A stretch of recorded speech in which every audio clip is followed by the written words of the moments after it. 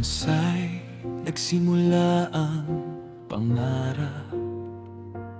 Ikaw ang unang naniwala sa kanyang lakas. Sa bawat ensayo, sa bawat umaga, ikaw ang nagbukas ng unang pintuan ng pag-asa. Batang puno ng pangarap, bawat patak ng pawis ay may katumbas na pag-asa. Nakita mo ang apoy sa kanyang puso, na balang araw ay maaabot niya ang kanyang mga pangarap. Ngunit sa isang iglap, nagbago ang lahat ng hindi inaasahan. Hanggang ngayon ay hirap pa rin tanggapin na wala na siya sa ating piling.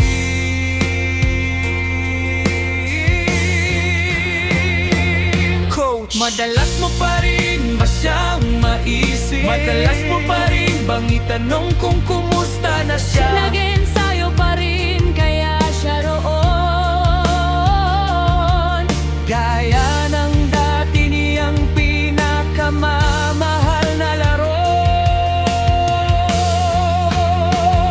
Isang buwan na ang lumipas, ngunit hindi pa rin mapayapa ang aming mga puso. Sa bawat ala-alang iniwan niya, pagpatuloy kaming naghihintay ng katotohanan. Sinabi mong pilit kayong nagpapakatatag, ngunit mahirap ikubli ang sakit, nanatili ang lungkot, galit, buod at sama ng loob sa biglaang pangyayaring hanggang ngayon ay hindi pa rin matanggap. bawat araw na lumilipas, lalo lamang naming hinahanap ang kanyang ngiti. Ang bawat alaala niya sa loob ng coat ay mananatiling buhay sa aming puso.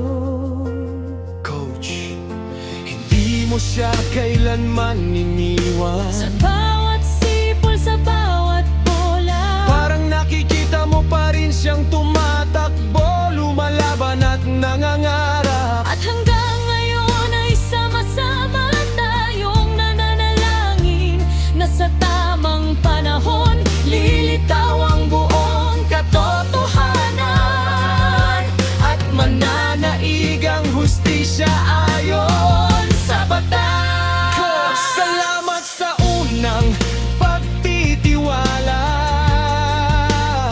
dahil sa'yo natutong mangarap si Rene ng mas mataas. ang pagkakataong ibinigay mo ay naging inspirasyon sa marami pang kabataan.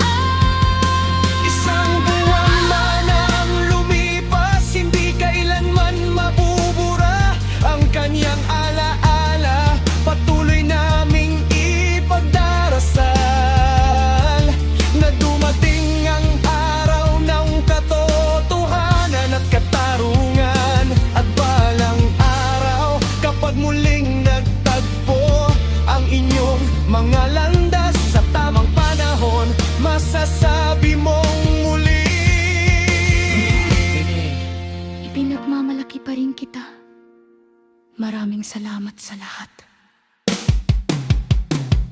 isang buwan na ang lumipas, ngunit ang alaala ay hindi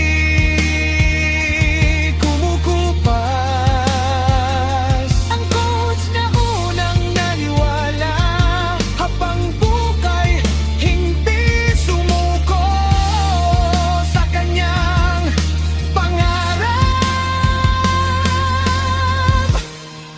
habang buhay kayong mananatili. coach at manlalaro. Magkagabay sa kasaysayang daan.